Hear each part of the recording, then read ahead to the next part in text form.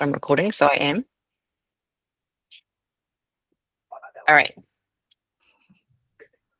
Okay, have we finished playing? Yeah, Yep. I've got mine. I'm New York Skyline Sci-Fi. Excellent. Welcome, everyone. It's great to have you here for our February GEG call. So I've just put on the slides here, you can see a Rebrandly link. So if you want to jump into the slides and grab them as we're talking through them, you can just pop that rebrand.ly/GEG FEB into your Omnibox and you'll get access to the slides straight away. I've also put on the front here just a little link to our past sessions because we know that teachers have lots of time to catch up on past online sessions. And so you might want to just jump in there later on and look at those too. So I'm just going to hand over to Rachel and she's going to get us started. Kia ora koutou, welcome everybody. So we'll just open with a karakia this evening. Join with me if you would like to. Inoi tātou, whakataka te hau ki te uru, whakataka te hau ki te tonga, kia mā kina kina ki uta, kia mā taratara ki tai, e hi aki ana te atakura, he tio, he huka, he hauhu, tihei mauri ora. Thanks, Rachel. All right, I'm just going to come back here for a second. So we are going to focus on organisation and how we can get ourselves set up to start the year and just kind of think about just little tweaks, little things that we could do that might help us along with our tasks that we have to do for ourselves or for our students. Now, Martin has a fabulous teacher who he has organised for us to share. But Martin, I'm not sure if Amy wants to jump in now, or would you like... Amy, if you're on, would you like to jump in now or a little bit later in the call? A little bit later would be great, thank you. Okay, thought that might be, that we'll come back to you. And what we'll do is we're just going to go through some Google Champion tips. So we put the question out there to the Google Champion community and said, hey, what tips would you offer people to just get started that you think might be helpful with their organisation and getting their workflow, productivity, efficiency, that kind of thing set up? So we're going to jump in, and some of them have put their names to it, some of them are anonymous, and some can make this call and some can't. So those who can't, between us, we're just going to run through some of their ideas. So I'm going to hand over to Carla, and she's going to run through a couple of our first tips. Thanks, Donna. So the first tip comes from lovely Jordan, and one of the things that she has talked about for a while now is using a Google Sheet in order to keep all of your links. And I know that some of the schools, well, here's Jordan. So would you like, Jordan's just joined the call. I'm being you, Jordan. Did you want to be yourself?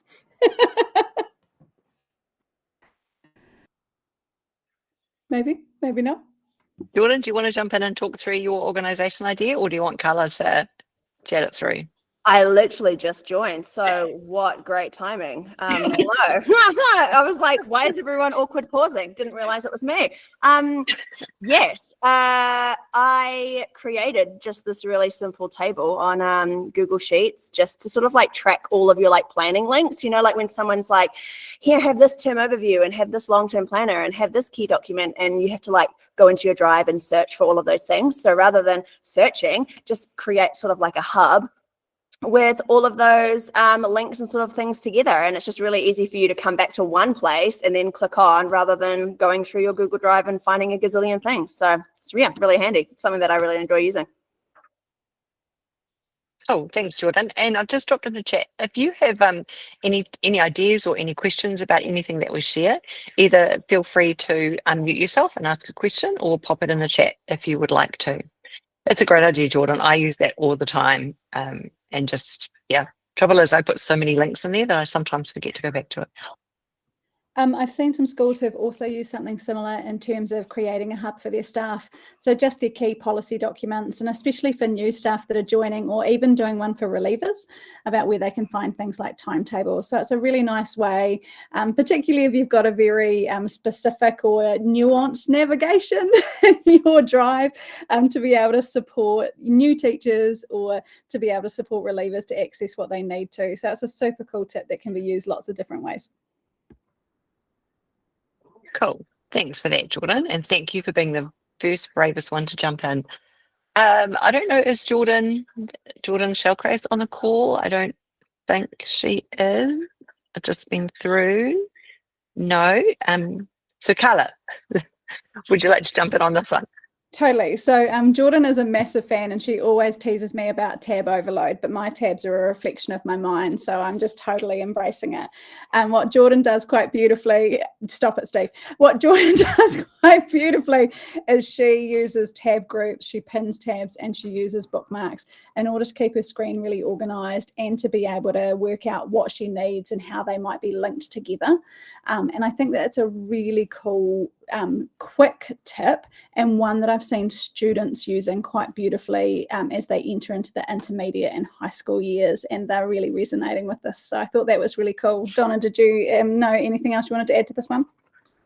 Yeah, I actually love Jordan's tip at the bottom with bookmarks, because if you're anything like me, you bookmark a page and then your bookmark bar gets full and then it drops down and you don't know what's there.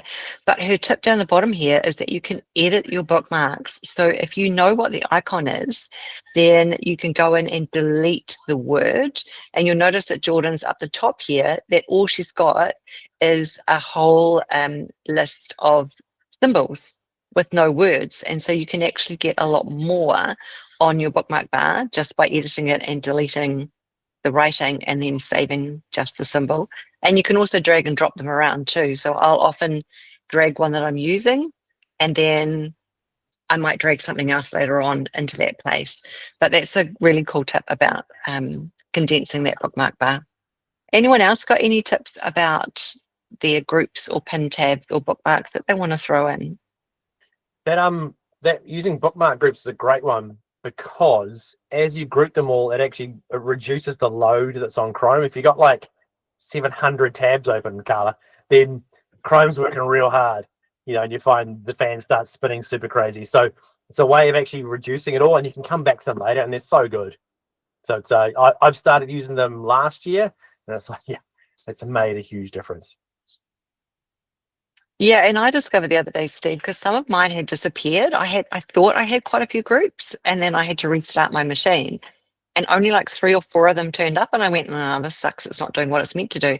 But under the 3 dots in that top right-hand corner, if you click that 3 dots, it now has all of your groups actually saved there. And so the ones that I hadn't used for a while had gone there, and then I could click on them, and they just came back to my bookmark bar. So yeah, I love the way how they're always kind of updating that feature. Any other advice about groups, pin tabs, or bookmarks? Hey, Dylan, I'm just thinking, do you want to tell people real quick how to make a group? Yeah, sure. Yeah, so if you're on a tab, you literally just right click, or secondary click, some people call it, on that tab, and then you'll see an option. If you don't have any groups at all, you see an option to make a group. And you can choose a color. You'll notice Jordan's here are all different colors. And now it saves automatically. You used to have to physically turn on save, but now it'll save automatically. And once you've made your group, then you can click on another tab, right click, and you can add to that group. So you can make a new one, or you can add to an existing one. And so the more groups you make, the more times you've got that option to add to that group. And you can see once, I don't know if it automatically does it, Steve, after a certain time, it'll notice that Jordans have a hard line around them, but if you haven't used them for a while, that line fades and you know that it's one that's kind of been closed down. You just click on it and they all pop back. Cool. Alrighty, let's move on to the next one, organizing your Google Drive. Okay, this one is me. Some simple ways to organize your Google Drive. One of my favorites is just obviously adding colors, but also emojis to the name of the folder. It just helps me quickly skim and scan to find the folder that I'm after. And another thing that I really got into before I left school is using workspaces. So weird naming convention for Google Workspace for Education, Steve. Can you get onto that? Why would you have workspaces inside the workspace? Yeah. Sweet. We need new, yeah, call the important people. Yeah. Anyway, so workspaces are really good if you are working across multiple folders, but you've got those sort of files in multiple places. You can create your own little workspace where you can just add those there. So then, if you're working on data, for example, and maybe you have syndicate data in separate syndicate folders, you can just chuck them all in that one workspace and work from there. Donna has also put in another couple of tips down the bottom, links to some of her presentations on how to clean up your drive, because we all know that drive overload can get a bit hectic at the end of term 4 and no one wants to look at it over summer. So if you have the time and the space and the brain power to do that, Donna's added some great tips in there, a link for you for later on as well. Ros, yeah, Ros has got a hand up. Do you want to ask a question, Ros? Or were we just tittering on the icons? Sorry, yeah, I know that was a bit of a finger problem. Sorry. No worries. I'm in the car outside the gym trying to use their Wi-Fi and watch it on my phone, so it's a bit tricky. That is dedication, Ros. That is dedication. I know. I'm a sad person. We're impressed. One of the things I like about the emojis, Rach, is that when, like, if I've got a whole heap of folders, I'll put an emoji at the front of one and it forces it to the top. So if you have a folder that alphabetically is not sitting where you want it to be, you can put a emoji at the front because it's considered a text character, and it will jump it up to the top of your list. Thank you, Michael. So my kids love doing that. They love putting like their 2025 folder, they've put an emoji in the front, and now it's at the beginning of their list. So it's quite a nice way to kind of force the change to the order of your folders as well. The rule was that they were only allowed one emoji, because last year somebody put 15. As you can imagine, the kids would do. Any other tips for Drive? Anybody wants to add into the chat or unmute and share? Okay, we'll keep moving. Using sites, Rach. Carla, who was going to take this one? Oh, that's me. That's mine. There you go. Oh, that's Steve's. There we go. We wondered who that was. Steve, go. Oh, you explain it for me, that'd be great. That'd be awesome. She'd be like, what? So one thing, like, I remember when we first went to classroom at Taka, a lot of people went, oh, I don't want to remake my classroom every year, and I don't want to do this, and I've got all this really cool stuff already, and it's like a pain in the ass to recreate it. And then you had those people that just took all the kids out and then put all the new ones in, but I had all the handed work, so it was a complete nightmare. So now you can duplicate a classroom, but what we got in the habit of doing was building a Google site for each of the topics, and then all you do is in your classroom you just link to a part of your site. So you might have lesson 1 with your resources, link it to lesson 1 from classroom, because we tried to get everyone to post on classroom at least once a week, because then parents get the notifications, kids know where everything is, and it makes it simple to keep everything in one spot.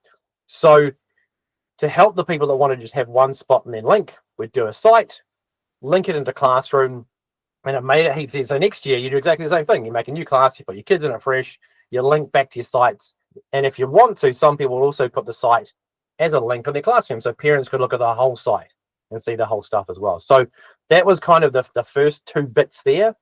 Then thinking about using classroom, using emoji in classroom is actually brilliant as well. You can see on my little screenshot there, I've put books beside reading. So when a kid is scanning through the topics, they can see the emoji beside reading, and you directly go to that. So me being quite visual, I quite liked that for my classrooms. On the right hand side is also your resources page on classroom. So that's where your practice sets, your YouTube interactive videos, all those live there. So that again is just, you can share with other staff, you can reuse your things as well. You can see this classroom, I've been having a bit of a field day on quokkas. And if you don't know what quokkas are, you've got to go and watch the video on them. That was my little thing I used. So yeah, that thing is that you've got that process where you've got everything sitting inside your resources page, and you can just duplicate a classroom now. You can also share a classroom with someone else. So you can go up to the top of your classroom and go share a link and send it to someone else who might be in your year group, and they can just grab your whole classroom. So it creates that whole classroom for you. Everything's there as a draft, and you simply let it go as it goes. So really, really simple for sharing classrooms now. Really simple for giving it to home, because you might have seen that parents can now see the classroom page as well, the classwork page. So heaps of really nice things classroom-wise. So that's my little one on this one. I might be on the next slide as well. I got a bit greedy and took 2 slides. Oh no, we all did that, Steve. Don't worry. Okay, But before we do that, we've got a couple of good comments. Yes, Michael, it's great that slides does make Classroom a bit easier to transfer your content. That's cool. And Martin says you can repost activities from other Yep. classes too. So Yeah. yeah, some really good functions. Yeah, that's a great classes, thing, Martin. Being able to repost is a brilliant one, because if you know you had that really good post about, I've got the Year 9 sustainability assessment last year, simply repost and you've got it, even if they're in your archives. So yeah, you don't lose your work every year, which is awesome. oh, no, Steve, that's not No, you. It not me. might be coming back to you. Yes, teachers should share more and work less, Martin. I think we all agree with that. I might just pause at this point and come back to Amy. Do you want to jump in now, Amy, or do you want us to keep going? Yeah, I can jump in now if you're all Okay. good with that. I don't have anything to Yep. share in terms of my screen just yet. Obviously, I only met with Martin the other day, so it's a bit last minute to organise some of that stuff. But yeah, he's asked me to sort of come on and talk about my teaching and learning. It's less about admin. And I guess an intro to me is I'm currently a PE health and outdoor ed teacher at Taihape Area School in the Manawatu Wanganui region. And I'd not long been here. I came from Langi TK College in Martin, just down the road. I am in my third year of teaching, and I guess the things that I've learnt from Martin and other teachers have sort of helped me shape the way that I run the class and teach the content that's needed. The biggest changes, I think, for me in the last 2 years or so has been the introduction of scaffolding, differentiation, and feedback. Making sure that I'm using the tools wisely. Google Classroom has been a godsend, making sure that those students have access to the content when they need to for their own learning. Our school currently is focusing on routines, relationships, and rotations, which has been really, really awesome to see. All classes are sort of covering that as their mantra for the year. And yeah, we've seen a really remarkable change in the way that the students are engaged in class, and that they're being able to sort of finish tasks to a higher standard, and the teachers are noticing that they've got a lot lighter workload in terms of prepping that, which has been really, really cool. Like before I sort of started doing these things, I'd be up in front of the class, teaching the whole class one topic or doing one activity for a large portion of the lesson, and students were becoming disengaged. They were off-task behaviour. I spent a lot of my time in that behaviour management realm. And now with the utilisation of rotations and having sort of technology as one part of that rotation, they're not on it all of the time, has been really awesome. The kids are a little bit more engaged, and they see that they are completing tasks, which has been really, really cool. And you can kind of see it in their body language and the way that they're turning up to that next lesson, that they're ready and they're excited that they're actually finishing things for once. I think the biggest thing for this year was I wanted to start well, and I have learned to sort of differentiate my students into groups that, of similar capabilities and things that they're needing to improve as opposed to others. One of the ways that I approached that this year was to create a simple case scenario or reading task with an associated worksheet. And they were to sort of complete that, and based on the answers, I was able to group them into 3 areas. Students that were able to critically think for themselves, bring in other bits and pieces to their answer, and sort of look at the scenario a little bit more in depth were sort of my top end group, and they were the ones that I can focus on extending. And then I've got my middle group that are working well sort of at the level that they should be working at, and then a group of students that are just functioning a little bit lower in the curriculum levels, and that they're going to need a little bit of extra support. I think that activity has changed the way that I group the students, and I'm seeing really awesome improvements within the classroom. They're looking a lot more confident because they're not comparing themselves to those students around them.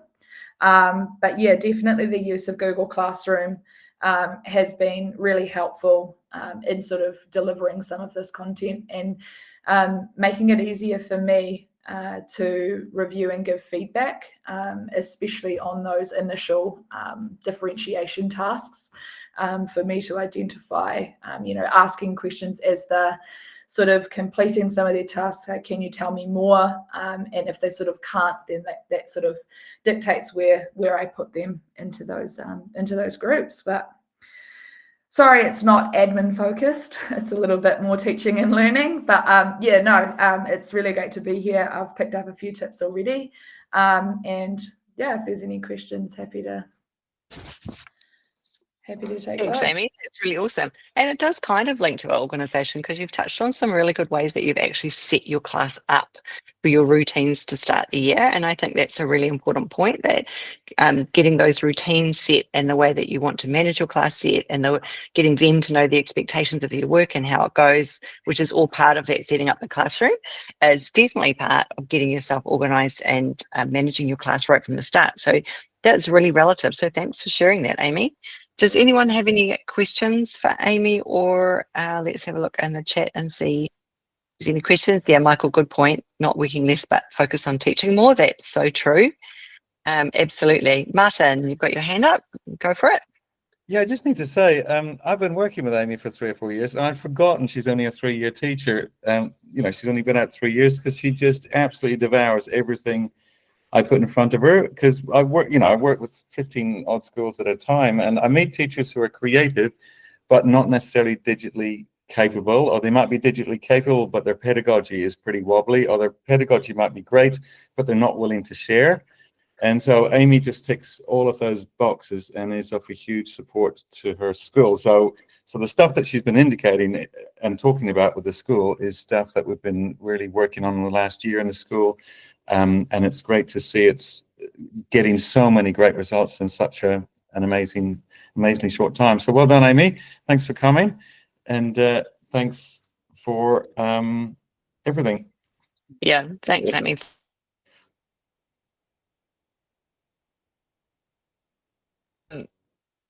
Right, I was muted. Thanks for that, Amy. 3rd-year teaching, that's amazing. So good on you, and we really appreciate you sharing. Thank you so much. All right, so this was one of mine, and I have to say that we have a house point system at school, and the kids get house points for various things. And on Monday, we had a very quick digital staff meeting, and I quickly showed teachers how to use tabs and docs, because some of their workflow could have been more organised and more efficient and saved them a little bit more time if they knew about tabs and docs, which they didn't. So we did a quick run through. And today, 2 teachers were super proud to show me how they had used tabs and docs. And so I gave them some house points as well. But I think the really cool thing about tabs and docs is that it allows you now to keep a whole lot of information in one doc, and you don't have to keep going looking for things. But it's not a big running doc, and so it doesn't take ages to load. And what I love about tabs and docs is that you can now have sub-tabs as well. So I have one for all my reading fluency things, and I have a tab for the plan, then a sub tab that has the actual reading fluency. But I love the fact that you can rename them, that you can choose emojis, of course, it seems to be our theme, and that you can share just a specific tab. So if you're 3 or 4 tabs down, you can just copy the link to that tab and send someone directly to that tab. We've got teachers using it for their meeting minutes. So they've said a tab 1 is their template, tab 2 is term 1, term 2, term 3, term 4, and then they can just jump straight to that. We've got teachers using it for a maths plan, and then they've got different groups or different strands, and they're putting sub-tabs and putting their work inside that. So there's lots of different ways that you can organize your content, but if you haven't explored tabs and docs, that might be something that you want to jump into and have a look at. Any questions about tabs before we move on? We're throwing a lot of stuff at you, but you've got the slides and you can go back and have a little play with whatever resonates with you later. Oh, and look, this is another one of mine. Staying organized with tasks. Amber's been using tabs to organize her phase 4, 5, 6 maths. That's a great idea, Amber. I love that one. Tasks and calendar. If you haven't seen tasks and calendar lately, highly recommend going and exploring it. So the bottom image down here, in your calendar, in the top right-hand corner, you have your calendar icon. but next to it, you now have your task icon, and it creates like almost it could be a Kanban board for you if you wanted it to, because each of your task lists, you can drag and drop the order of them now, and you can drag tasks between lists if you want to, and you can also star them. So if I have 2 or 3 tasks that might be on 2 or 3 lists, I star them, and if they all have to be done in 1 week, but they kind of fit under different categories, I'll star them. And then the first thing I do is go to my starred, and those are my priority tasks. So being able to create yourself almost a priority workflow is super handy as well. And of course, you can set yourself date and time reminders for them. They open in the sidebar on every Google Workspace tool. So they're right there by your docs, they're right there by your sheets, they're right there by your Gmail. So you can access them and add to them quickly that way and check them off.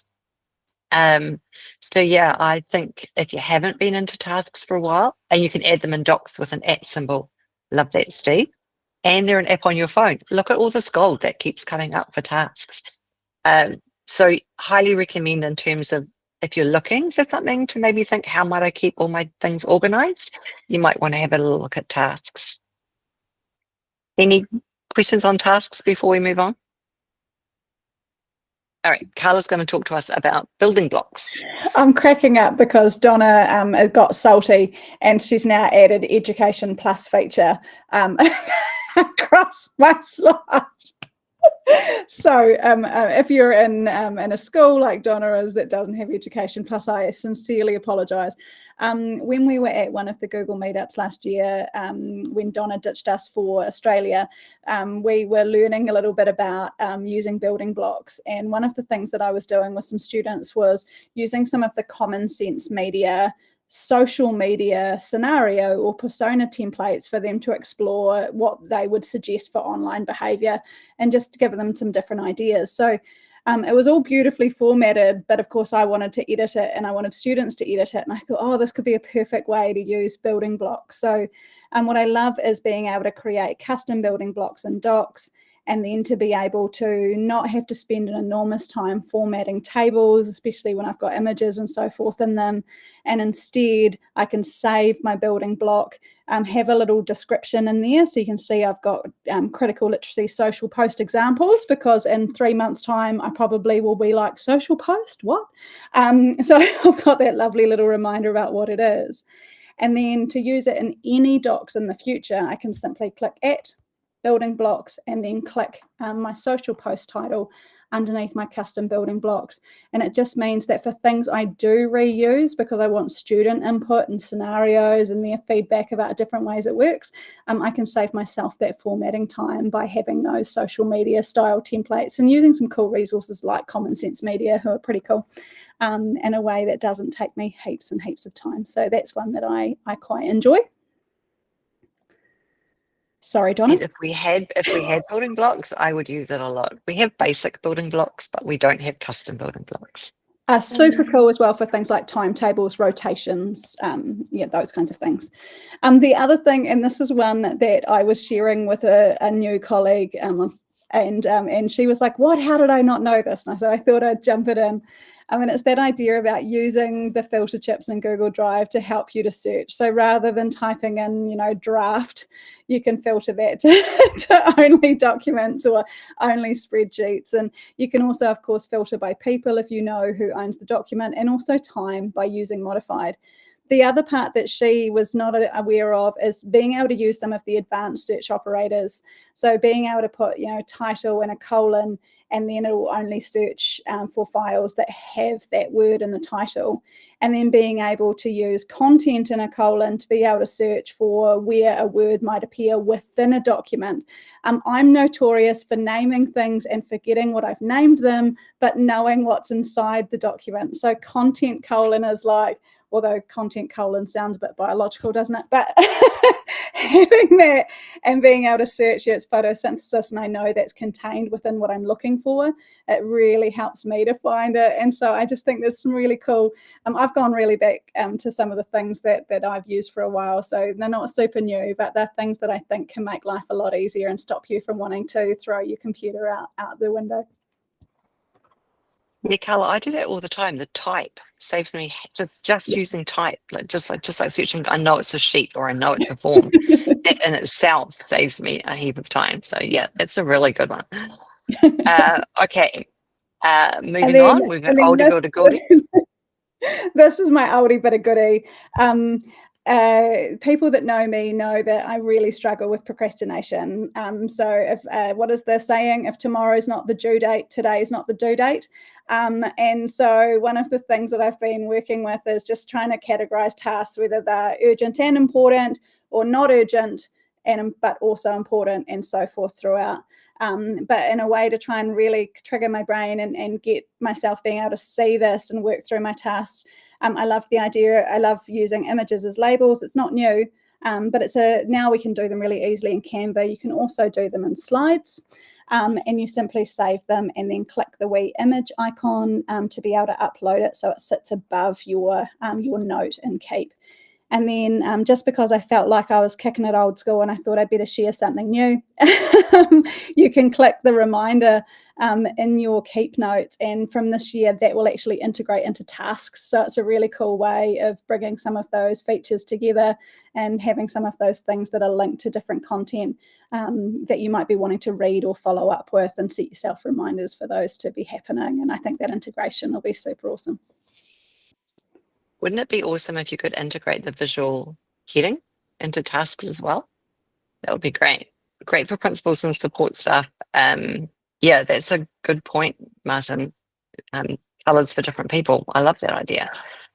All right. So before we jump into questions, and we've got a couple of cool questions where some people are going to throw us some wisdom for them. Are there any questions about organisation? Has something triggered someone and they've got, oh, actually, this would be a cool thing to share, or this is how I use something. I'll just do my teacher wait time. Donna, I just have one more suggestion for Google Sites. At my previous school, we set up an intranet for staff. So whenever they clicked their home button, it would take them to the Google site that had all of the things that we used at our school. So I just made little icons for different things, and resources was the thing that was used the most. So all of our school-wide purchased resources that we had, I just put a link to that. And yeah, whenever a staff member clicked the home button, it opened the intranet so they could find everything at a click of a button. Yeah, that's a really good point, Rachel. In fact, our school could probably do with that. Maybe need to spend some time setting that up. Anyone else want to jump in? All right, so we had some questions that came in from people who sent in their registration, and we will answer them, because even though people can't always make the meetings, some people do watch the recordings. And one of the interesting questions we had was how to support the process of change when resistance is present from within the team. And so I'm going to hand over to Bex, and she's going to take us through some ideas that she has around how we can help overcome resistance. So Bex, I'll hand over to you. Oh, Bex has left the meeting. No, Bex has joined the meeting. Are you there, Bex? Sorry. My son is playing a pretty vigorous game of, I think it's Fortnite in the background, so I've just told him to stop, turn it off, so I can actually get on. Yeah, cool. So change is one of my favorite things, because I especially love people that resist change. And so these are some of the tips that we have worked with schools on, a whole bunch of things. Obviously, change is massive at the moment in education. So these are the top tips that we push out. So WIIFT, so what's actually in it for them? So really getting deep into how this change is actually going to make their life better. Okay, so what's going to come out of it being positive for their workflows or in their teaching and learning or whatever, but make it specific to them and their context. But I think at the bottom, if you think of the 5 dysfunctions of a team, the bottom tier, which is the most important part, is trust.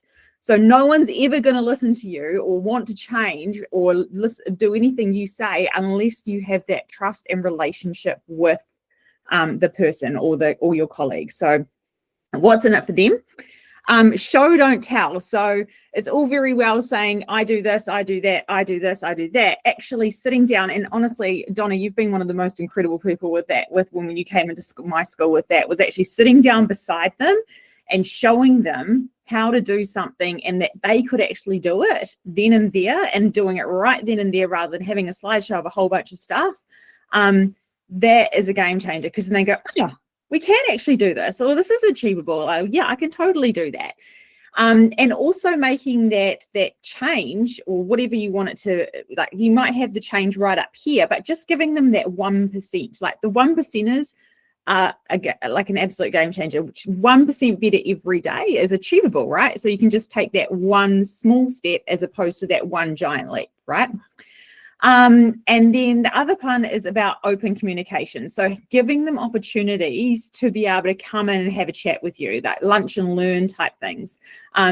Having, you know, like breakfast things where people can just come in and it's their choice to come in, and then people get FOMO, because then they'll start going, oh, where did you learn that? Oh, you know, and just kind of having opportunities just to be really open and there for them, really. And then listen to feedback. So there might be some things that are really hard, and it might just be something really small that snowballed into a big, big thing.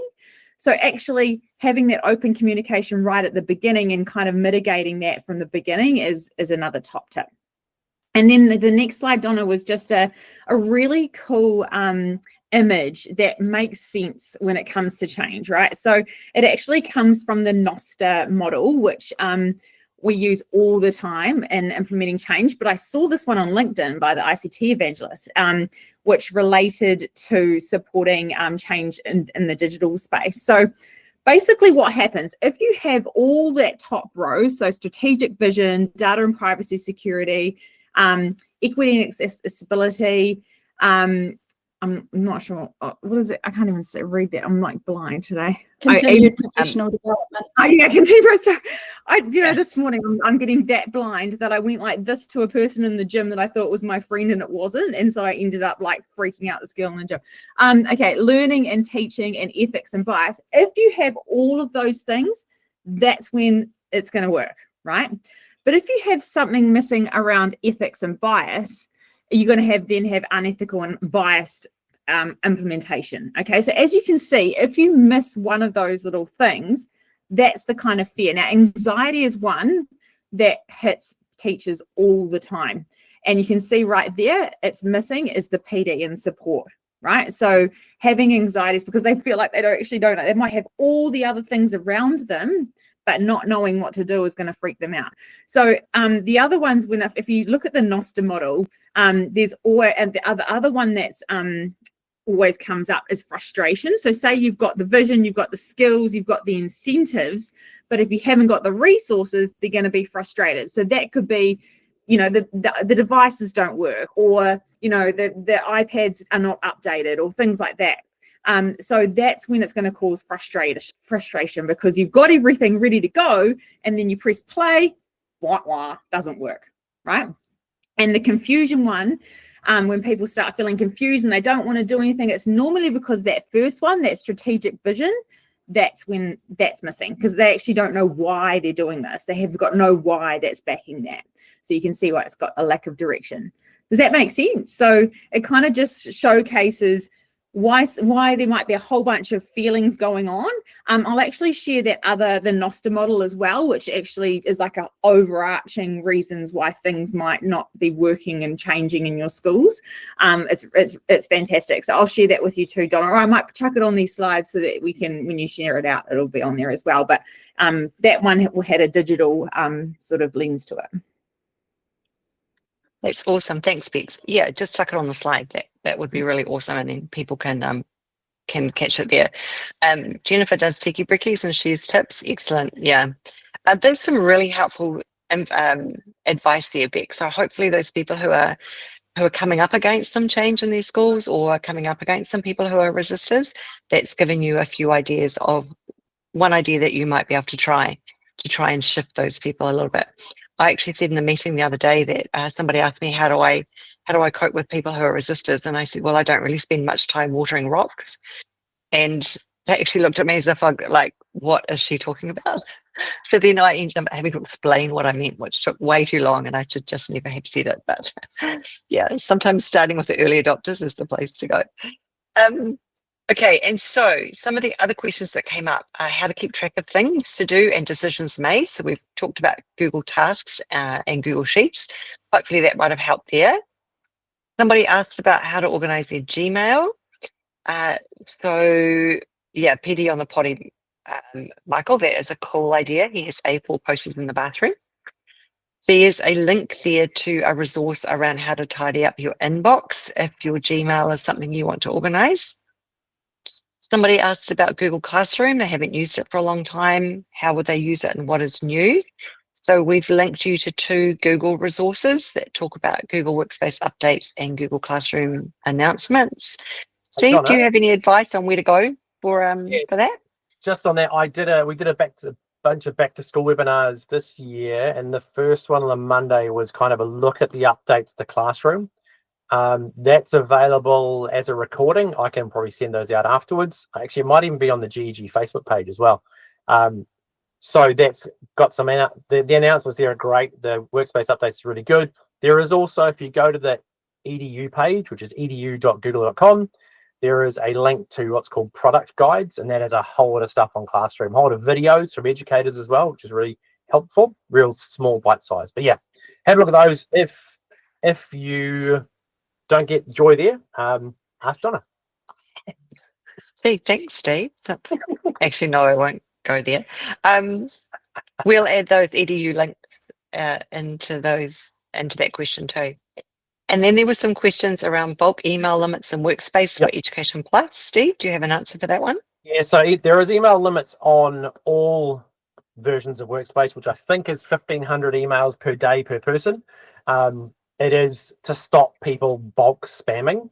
So across the board for Gmail, there is a limit. A really good way to manage that is if you have a Google group with all your students in it, for instance, say students at Takapuna Grammar, then if you send an email to that group, it's only one email, and the email will actually bomb out all the emails for you. So email groups are a way to do that. However, I was speaking to someone about this today, if you're doing those personalized emails, so mail merges at the start of the year, it's going to hit that 1,500 limit. Either split it up across a team, or you've just got to send 1,500 a day. It's just a global anti-spam thing.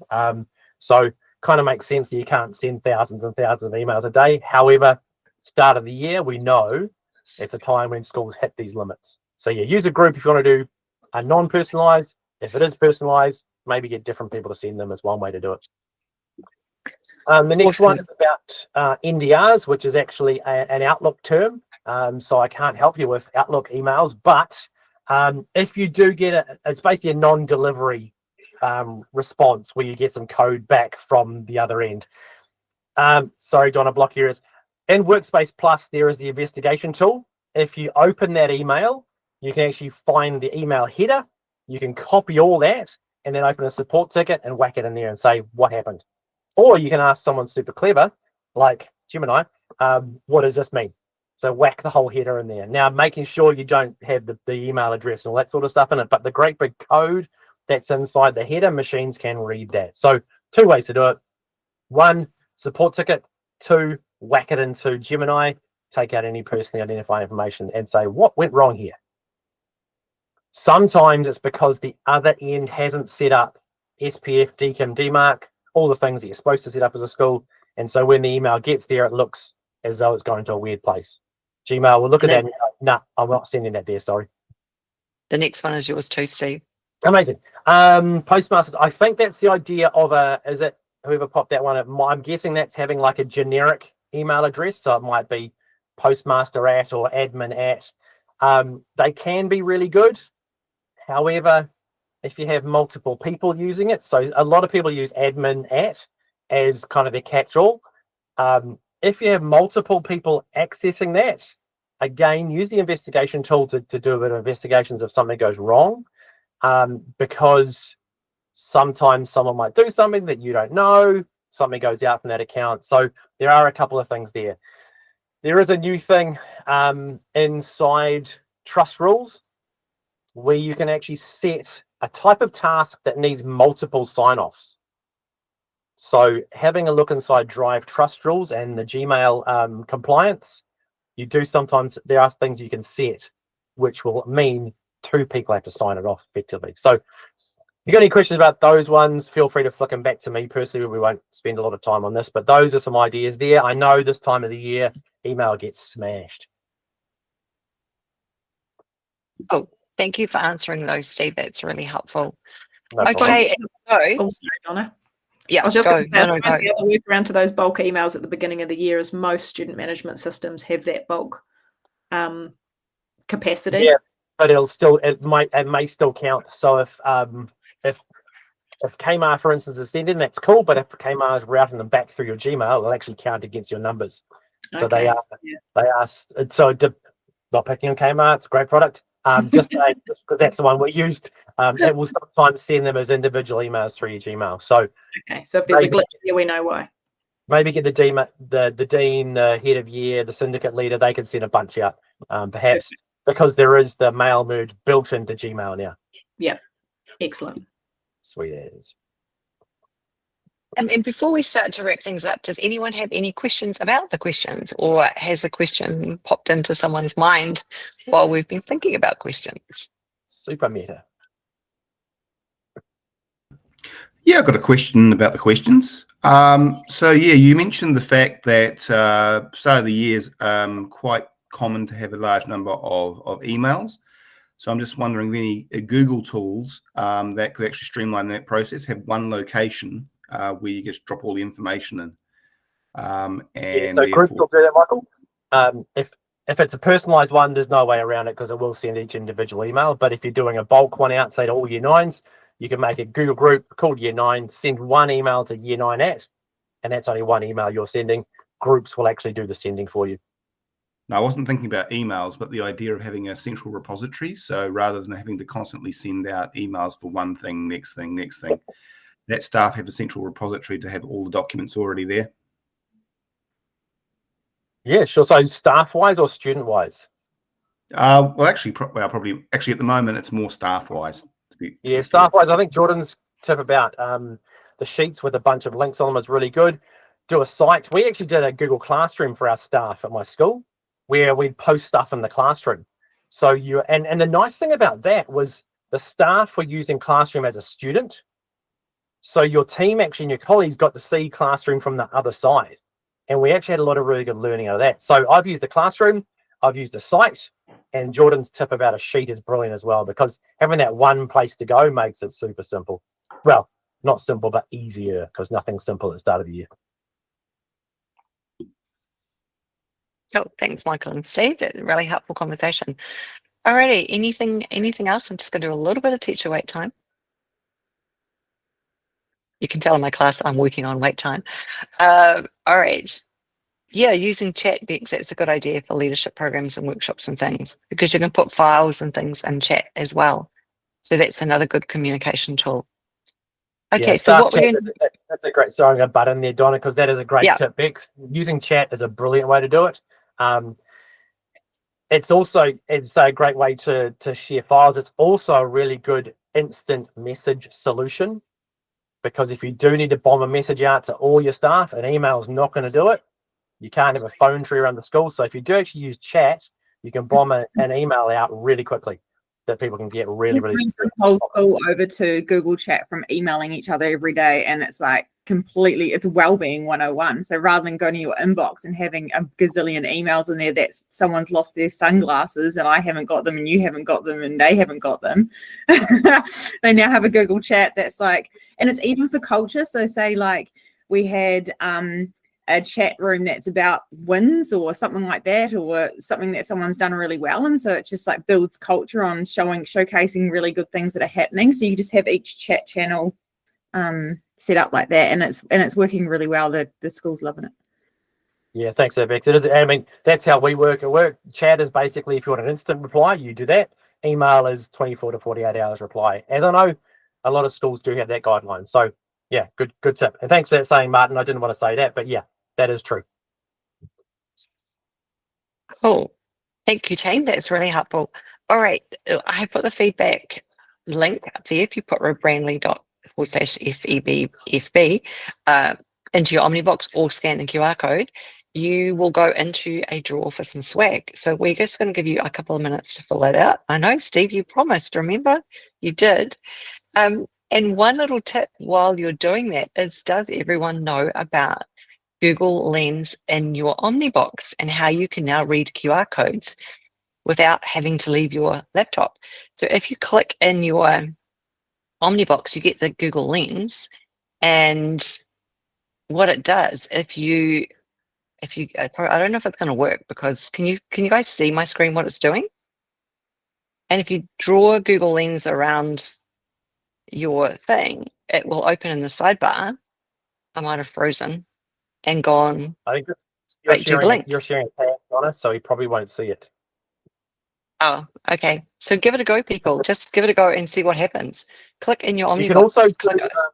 You can also do 3 dots, customize Chrome, and then down the bottom you can actually switch a little switch, and Lens will sit up in your toolbar, as well as the QR code creator. So 3 dots, customize Chrome, settings, customize Chrome, and you can actually drop Google Lens up there, and you can do that for the kids as well, so they can always have Lens open. Drag it around it, and the website will open right on your screen, and you can click on the website and go straight from there. So we're just going to give you a couple of glasses at the Met Gala, or someone's shoes at the basketball, all that sort of good stuff as well. Yeah, or if someone's wearing something you really like, snap a quick shot and see if you can find it. And yeah, we one of those shoes. shoes this week. She had a wee story about that. She's not listening though, so she was presenting. Weren't you, Bex? You were presenting, and someone used Lens to find out where your dress was from. That's right. They bought it right then and there on the spot. Did you ask for commission? I know Jakuba honestly needs to. That's happened a couple of times now, but that was gold straight away. And they actually used Gemini to figure out where it was the best price for it or whatever as well. It was amazing. I used it on my phone in Max when I noticed another lady had a really cool pair of shoes, and I didn't want to ask her, so I just took a sneaky of her shoes and found out where they were from. Michael's shaking his head. If you're on Android, it's actually built in, so hold the power button, circle to search, and you can circle straight that way as well. So you got Lens from the homepage. Sorry. How are we going, people? We've got we've only got 8 names in there, so there's a good chance to win some swag. Come on, what have we got? We've got 21 people on the call, so we'll just wait a few more minutes. Steve. Oh, it's working. Have you noticed, people, if you hold your hand up, the AI recognizes your hand and raises your hand for you. So good. Gotta put your hand right in the middle of the screen. Anyway, that last question, would you attend the GEG event? We have an Energizer coming up very soon for New Zealand. There is going to be an Energizer in Auckland, an Energizer in Sydney, and an Energizer in Melbourne for our champions and our reference schools. So if you are a champion or you are a reference school, look out for an Energizer invite from the lovely Mr. Chris Betcher very, very soon. That's awesome, because look, we've got a few more names out. Okay, I'm going to wait 1 more minute, and then we're going to copy the names across. June, isn't it, Donna, for the Energizer? Donna and Steve, 30 June, yep. Jordan. Yeah. I just said yes because I just agreed because you sounded so confident with that colour. All right, I might stop the recording before we share names on. Yes, sorry team who are going to ST. I'm sorry, it is the same time as ST.